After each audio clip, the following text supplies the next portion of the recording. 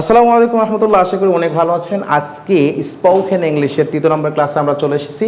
The rules of আর। যত কাহিনী rules নিয়ে ভাই, আর এর মাসলা নিয়ে এই কাহিনীগুলো আজকে আমি রিমুভ করার চেষ্টা করবো ইনশাআল্লাহ।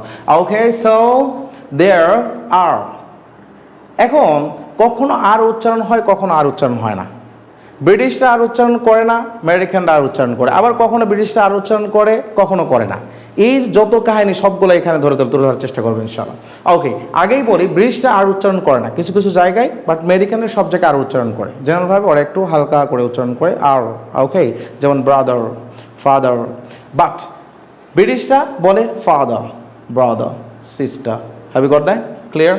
ওকে, তাহলে এখন দেখেন, আর নে যত কথা, যত প্যাসাল সব এখানে আজকে শেষ করে ফেলবো ইনশাল্লাহ। এরপর আর নে কোনো প্যারা থাকবে না। ওকে, চলে আসি।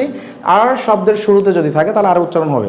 1 নম্বর মাসলা, আর সেন্টেন্সের শুরুতে মানে ওয়ার্ডের শুরুতে যদি থাকে তাহলে আর উচ্চারণ হবে। যেমন দেখেন র্যাট, রাউঠা।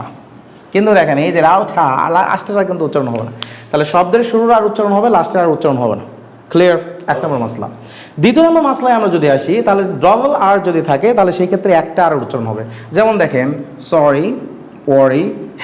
সরি বলা যাবে না, আবার ওয়ারি বলা যাবে না। বলতে হবে কি, একটা আর। 2টা আর থাকলে কয়টার উচ্চারণ হবে? একটা আর উচ্চারণ হবে। আগে আমরা শিখতেছি যেখানে আর এর উচ্চারণ হয়। ক্লিয়ার? তাহলে শব্দের শুরুতে আর এর উচ্চারণ হবে, আবার কি ডাবল আর থাকলে একটা আর এর উচ্চারণ হবে। ঠিক আছে? পরে আসি, দেখেন আর এর পরে যদি ভাওয়েল থাকে, কি থাকে আর এর পরে? সেই ওয়ার্ডে বা পরের ওয়ার্ডেও যদি ভাওয়েল থাকে সমস্যা নেই। আর এর পরে যদি ভাওয়েল থাকে তাহলে আর এর উচ্চারণ হয়। যেমন ফ্রাই, দেখেন আর এর পরে আই ভাওয়েল আছে।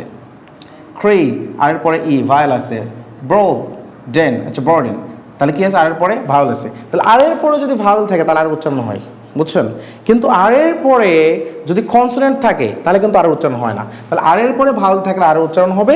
2 নম্বর কথা হচ্ছে যে আর এর পরের শব্দেও যদি ভাওয়েল থাকে তাও আর উচ্চারণ হবে। যেমন দেখেন I am sure of the matter. লাস্টে শব্দের শেষে আরই থাকলে উচ্চারণ হয় না, কারণ আমরা কিন্তু শিওরই বলি না। এই ইটা থাকা না থাকা লেখার ক্ষেত্রে আসে, বলার ক্ষেত্রে আসে না। তার মানে শুধু আর এখানে আছে। আর পরের দেখেন পরের ওয়ার্ডে ভাওয়েল আছে, যার কারণে কিন্তু আর উচ্চারণ হয়েছে। I am sure of this matter, I am sure of this matter. Okay, যেমন ম্যানেজার আর আছে, পরের শব্দে ভাওয়েল আছে, তাও আর এর উচ্চারণ হবে। তাহলে আর এর পরে ভাওয়েল অথবা আর এর পরের শব্দে ভাওয়েল থাকলে তারপর আর উচ্চারণ হবে। যেমন manager is honest. Got it? Manager is honest. Glad. Okay, পরে আসি, দেখেন আর এর পরে সেমিভাওয়েল থাকলেও আর উচ্চারণ হবে, কারণ সেমিভাওয়েলকে বলা হয়েছে আর এর মতোই। হ্যাঁ, আর এর পরে সেমিভাওয়েল থাকলে আর উচ্চারণ হবে। যেমন দেখেন গ্রসারি, এই যে আর তারপরে সেমিভাওয়েল। ফেব্রুয়ারি, আর তারপর সেমিভাওয়েল, আর এর উচ্চারণ হচ্ছে। তাহলে কি ফেব্রুয়ারি, গ্রসারি। ক্লিয়ার?